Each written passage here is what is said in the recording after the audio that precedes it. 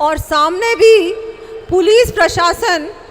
आप लोग कांग्रेस के कार्यकर्ताओं की तरह काम ना करें, क्योंकि बहुत जल्दी हमारी सरकार बनने वाली है, निश्चित रूप से और पूर्ण बहुमत से।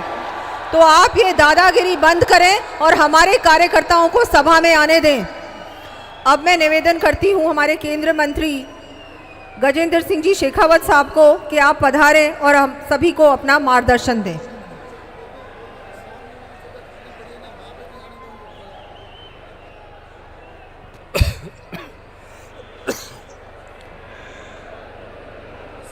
ये पुलिस के कमिश्नर या डिप्टी कमिश्नर जो भी कंसर्निंग हो यहाँ सुन रहे हो, मुझे लगता है यार, आज प्रदेश अध्यक्ष जी ने कहा है, आदरणीय सांसद महोदया ने कहा है, सुनाई दे गया होगा अगर आपने न सुनने की ठान रखी है, अगर नहीं हो तो। ये जो सामने खाली जगह खड़े रहने के लिए सुनिश्चित की गई थी, कार्यकर्ता धूप में खड़ा होकर के माननीय मोदी जी की बात को सुनने के लिए आया है, आप उसमें स्पीड ब्रेकर बनने की कोशिश क्यों कर रहे हो? अलाउ करिए, जितने लोग हैं सामने आने वाले हैं, जो आना चाहते हैं उन सबको आने देंगे।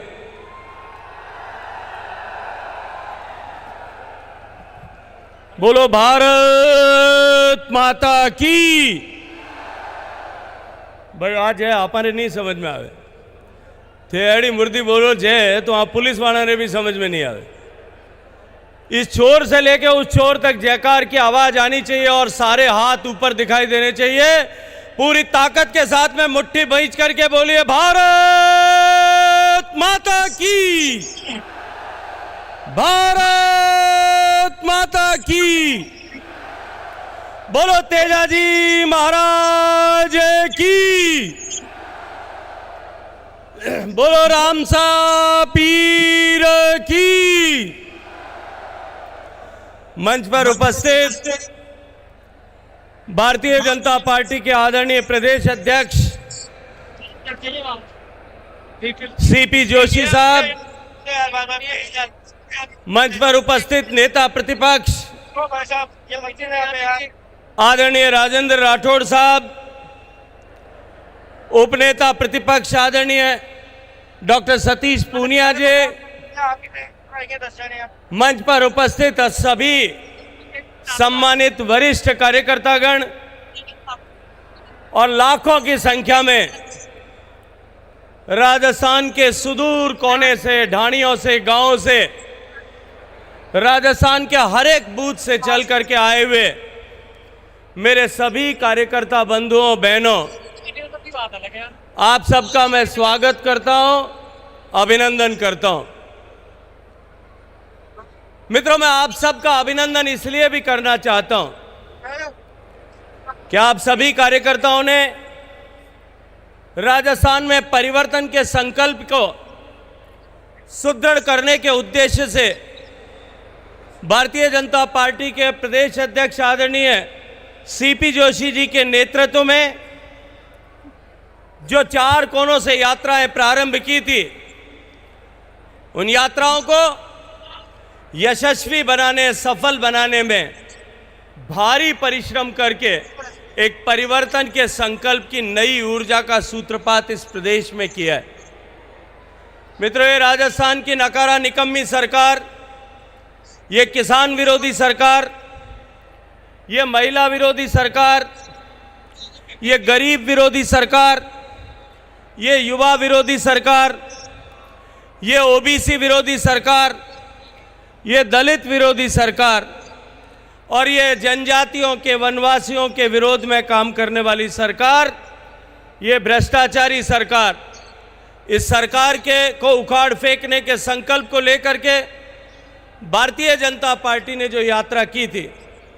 उस यात्रा का समारोप करने के लिए आज हम सब यहाँ एकत्रित हुए।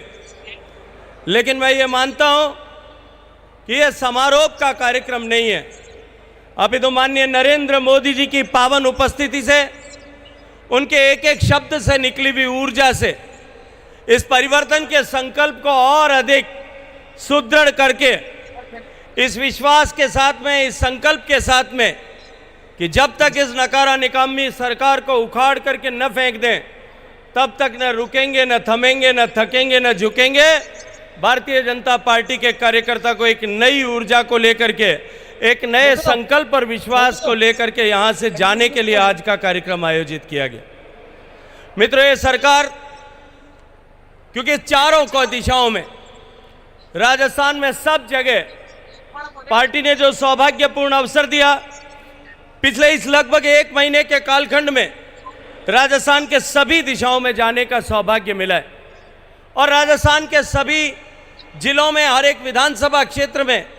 ये आवाज मुखर होकर के निकलती है कि अब की बार चुनाव में राजस्थान की जनता इस सरकार को, वर्तमान सरकार को उखाड़ करके फेंक देना चाहती है।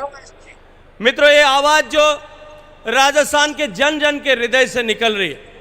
इस आवाज को वोटों में घनीभूत करने के लिए भारतीय जनता पार्टी के कार्यकर्ता को संकल्पबद्ध होकर के काम करने की आवश्यकता है। अभी क्या बात कर रहे थे आदरणीय डॉक्टर सतीश पूनिया जी कि अभी पिछले दिनों में कांग्रेस के जो कार्यक्रम हुए, उन कार्यक्रमों में किस तरह के हालात थे और उन हालातों के मद्देनजर अब पिछले 3-4 महीने से कांग्रेस की वर्तमान सरकार को भी ये समझ आने लगा है कि अब हमारी सरकार जाने वाली है। हम क्योंकि कोई भी डिलीवरी नहीं कर पाए, इसलिए हमारी सरकार को बदलने का जनता ने मानस बना लिया। लेकिन उसके बाद में अब सरकार ने अपने आप को बचाने के लिए अनेक तरह के हथकंडे अपनाने शुरू किए, अनेक तरह की थोती झूठी घोषणाएं करना प्रारंभ किया है। पहले बिजली को लेकर के घोषणाएं की कि बिजली हम मुफ्त देंगे, लेकिन किसान बिजली न मिलने के कारण से अपनी फसल को जलते हुए देख करके खून के आंसू रोने के लिए मजबूर हुआ है। ठीक उसी तरह से इन्होंने जो है ये वादा किया कि हम घरेलू बिजली देंगे, लेकिन पिछले 3 महीने से जब से 100 यूनिट बिजली फ्री देने का वादा किया था, तब से गांव के ढाणियों के घरों से बिजली गायब हो गई है। 10-10 घंटे की बिजली अघोषित कटौती चल रही। ठीक इसी तरह से इन्होंने वादा किया कि हम मुफ्त गैस का चूल्हा सिलेंडर देंगे, 500 रुपये कम में सिलेंडर देंगे। माननीय मोदी जी ने 200 रुपये कम करके उस सिलेंडर की कीमत ही मात्र 900 रुपये से घटा करके 700 रुपये कर दी है। लेकिन फिर भी आज भी लोग इंतजार कर रहे हैं, ये सिलेंडर नहीं दे पाए। इससे आगे बढ़ करके इन्होंने अन्नपूर्णा किट देने का वादा किया। मैं उस अन्नपूर्णा किट के बारे में आज आप सबके सामने बात रखना चाहता हूं। मित्रों, आज आपके और मेरे घर में भोजन सामग्री गुणवत्ता की मिले, इसको सुनिश्चित करने की जिम्मेदारी सरकार की है। आप बाजार में सामान खरीदने जाएं, उस सामान में मिलावट न हो, मसाले में मिलावट न हो, दाल में मिलावट न हो, तेल में मिलावट न हो, इसको रोकने की जिम्मेदारी सरकार की है। अगर हमारे घर के आसपास किसी क्षेत्र में हम किसी छोटे व्यापारी से जो कहीं होलसेलर से खरीद करके लेकर आया होगा, उसके यहाँ दुकान में जाकर के कोई सामान लेकर के आते हैं, वहाँ अगर फूड इंस्पेक्टर जाए और जाकर के वहाँ सैंपल भरे और वो सैंपल में अगर गड़बड़ मिल जाए, तो फूड इंस्पेक्टर कानूनी कार्रवाई करके आपराधिक धाराओं में मुकदमा दर्ज करके उस व्यापारी को जेल में भेजने का काम करता है। सरकार ने घोषणा की कि हम अन्नपूर्णा किट बांटेंगे। आनन फानन में प्रदेश के हजारों घरों तक किट बांट दिए गए। 270 रुपए का किट इन्होंने 370 रुपए में खरीदा। 1000 करोड़ का घोटाला पहले किया और उसके बाद में जिस तरह से वो किट जब लोगों के घर में पहुंचे, दूसरे दिन से वीडियो आना शुरू हुआ मिर्ची का। वो मिलावटी मिर्ची का वीडियो आप सबके मोबाइल में पहुंचा होगा। और उसके बाद जैसलमेर में लोगों ने उसकी जांच कराई। उस किट को ले जा करके जो है लेबोरेटरी में, सरकार की लेबोरेटरी में उसकी जांच कराई और जांच कराने पर राजस्थान सरकार की लेबोरेटरी ने ये लिख करके दिया कि ये जो मिर्ची है, इसमें जो धनिया है, इसमें जो हल्दी है और इसमें जो नमक है, वो चारों मिलावटी हैं। अब मैं आज आप सबसे एक बात पूछना चाहता हूँ कि अगर छोटा व्यापारी के दुकान में अगर कोई मिलावटी सामान मिलता है तो उसके खिलाफ सरकार आपराधिक सेक्शंस में कार्रवाई करती है। आज सरकार के मुखिया, मैं माननीय मुख्यमंत्री जी का फोटो लगा करके और अगर मिलावटी सामान आपके मेरे सबके बच्चों के स्वास्थ्य के साथ खिलवाड़ करने के लिए, महज अपने चंद चांदी के टुकड़े अपने जेब में डालने के लिए, अपने घर भरने के लिए या अपने आकाओं को खुश करने के लिए, ऊपर गांधी परिवार का पेट भरने के लिए जो पैसा हमारे स्वास्थ्य के साथ खिलवाड़ करके सरकार ने भेजने का पाप किया। मैं आज आपसे पूछना चाहता हूं कि जब लोगों के घर में मिलावटी सामान पहुंचाने का काम माननीय मुख्यमंत्री खुद कर रहे हैं, तो क्या जो है आपराधिक कार्रवाई किसके खिलाफ में होनी चाहिए? निश्चित रूप से मुख्यमंत्री के खिलाफ और सरकार के खिलाफ कार्रवाई होनी चाहिए। लेकिन 18,000 घरों में जैसलमेर में नकली सामान भेजा गया, इतने ही घरों में बाड़मेर में भेजा गया, लेकिन राजस्थान की सरकार ने, क्योंकि उनके हाथ जो है वो मिलावटियों के साथ में मिले हुए हैं, मिलावट करने वालों के साथ में मिले हुए हैं, इसलिए उन्होंने जो है कोई कार्रवाई उनके खिलाफ में नहीं की, उल्टा उनको बचाने की जुगत करना प्रारंभ कर दिया। इससे आगे बढ़कर के भी जो भारत सरकार के स्वास्थ्य मंत्रालय के अधीन एक संस्था काम करती है, FSSAI, जो सारे देश में सारे भोजन के काम में आने वाले पदार्थों की गुणवत्ता की जांच करने का काम करती है। FSSAI ने, भारत सरकार ने यहाँ पे आज जो है ये आपके अन्नपूर्णा किट बनाने वालों के यहाँ सैंपल सर्वे किए। आपको आश्चर्य होगा ये जान करके कि 1/3 सैंपल टोटल सेलेक्ट जो सैंपल हुए थे, टोटल कलेक्ट 270 सैंपल किए थे, उसमें से 1/3 से ज़्यादा सैंपल जो है वो गुणवत्ताहीन होने के कारण से सीज कर दिए गए। लेकिन सरकार क्योंकि मिलावटखोरों के साथ में, क्योंकि मिलावटखोरों से पैसा लेकर के और अपने घर भरना चाहती है, इसलिए आपके और मेरे सबके स्वास्थ्य के साथ खिलवाड़ करने का काम कर रही। मित्रों, इस तरह से सरकार जिसने एक बार धोखा देकर के पिछली बार 18 के चुनाव में किसान और युवा के साथ में एक सब्ज बाग दिखा करके किसी को नौकरी का, युवाओं को जो है स्टाइपेंड देने का, वजीफा देने का और किसानों से कर्ज माफी करने का वादा करके और झूठा सब्ज बाग दिखा करके सरकार में सत्ता को प्राप्त किया था। अब एक बार फिर वो वही हथकंडा अपनाने के लिए तैयार हुए हैं। इसलिए हम सब कार्यकर्ताओं से मैं आग्रह करना चाहता हूं, हम सबको जागरूक होने की आवश्यकता है और गांव-गांव, ढाणी-ढाणी तक इस संदेश को पहुंचाने की आवश्यकता है कि इस भ्रष्ट सरकार को जितना जल्दी राजस्थान से विदा कर दे। वैसे तो ये सरकार अब अपना संवैधानिक आयुष मात्र पूरा कर रही, क्योंकि 5 साल के लिए जनता ने चुना था और 5 साल अभी अगले 1-1.5 महीने में समाप्त होने वाले। लेकिन इसके अतिरिक्त ये सरकार आज जनता के मन से उतर गई। जिस तरह के हालात हैं, कभी कोई MLA सरकार के खिलाफ धरने पर बैठ रहा है, कभी कोई मंत्री सरकार के खिलाफ धरने पर बैठ रहा है, कभी कोई सरकार का मंत्री पद का दर्जा प्राप्त व्यक्ति धरने पर बैठ रहा है। मुझे लगता है ये अब सरकार नहीं, मात्र सर्कस जैसी रह गई है। और ये सर्कस वाली पार्टी जो है, ये आज देश के सनातन धर्म पर,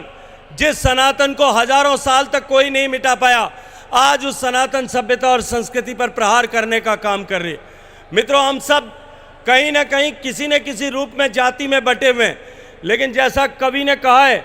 कि जब धर्म पर चोट होती है, जब हमारी आस्था पर चोट होती है, सामने साधु बैठे, महात्मा बैठे, मैं उनकी उपस्थिति में कहना चाहता हूँ कि ये भगवान के वेश धारण करने वाले लोगों ने इस देश की सनातन संस्कृति और सभ्यता को हजारों सालों तक जो हमले हुए, उन हमलों के बावजूद भी बचा करके रखा था। इस सनातन को मिटाने के लिए जितने षड्यंत्र किए गए, जितने कुचक्र किए गए, जितने कुठाराघात किए गए, जितने हमले किए गए, तीर तलवार बौछार बंदूक तोप, इन सब से मिटाने का और बाद में बौद्धिक षड्यंत्र से मिटाने का भी प्रयास किया गया। लेकिन हमारे इन ऋषियों मनीषियों, हमारे साधुओं, हमारे अग्रजों के चलते हुए या तो अपने पुरुषार्थ के दम पर हमने सनातन को जिंदा रखा और या बौद्धिक कौशल के आधार पर इस सनातन को बनाए रखने में हमने सफलता प्राप्त की। लेकिन आज एक बार फिर इस भारत के बदलते हुए परिदृश्य, भारत की बढ़ती हुई ताकत, भारत की बढ़ती हुई हैसियत, भारत की बढ़ती हुई क्षमता, भारत की बढ़ती हुई संपन्नता, इन सब से पीड़ित होकर के भारत विरोधी ताकतें एकत्रित हुई हैं और देश को आगे बढ़ाने के सूत्रधार माननीय नरेंद्र मोदी जी का पराभव करने के लिए उनके इशारों पर जुट करके देश में भी अनेक लोग एक साथ एकत्रित हुए हैं उन्होंने एक संगठन बनाया है और वो घमंडिया संगठन देश में सनातन को समाप्त करने का स्वप्न देख रहा है। मित्रों, हम सबको पूरी ताकत के साथ में जुटना होगा और जैसा कवि ने कहा है कि कंधों से चौड़ी छाती नहीं होती और धर्म से बड़ी जाति नहीं होती। हम सब उससे ऊपर उठ करके एक सूत्र में एक राय होकर के संकल्पबद्ध होकर के जुटें कि हम सब लोग इस सनातन को जो है, सनातन को हराने वाले, सनातन को समाप्त करने का सपना देखने वालों को, सारे सपनों को तोड़ करके देश में सनातन को पुष्ट करने वाली सरकार बनाने के लिए काम करेंगे। आप सबको इसी आशा और अपेक्षा के साथ में कि ये चुनाव केवल साधारण चुनाव न मानते हुए हम सब लोग पूरी ताकत के साथ में इस चुनाव को इन ऐसे सनातन विरोधी ताकतों, ऐसी भारत विरोधी ताकतों को एक स्पष्ट संदेश देने के लिए इसका उपयोग करेंगे। इस अपेक्षा के साथ में आप सबका अभिनंदन करते हुए मैं अपनी वाणी को विराम देता हूं। बोलिए भारत माता की।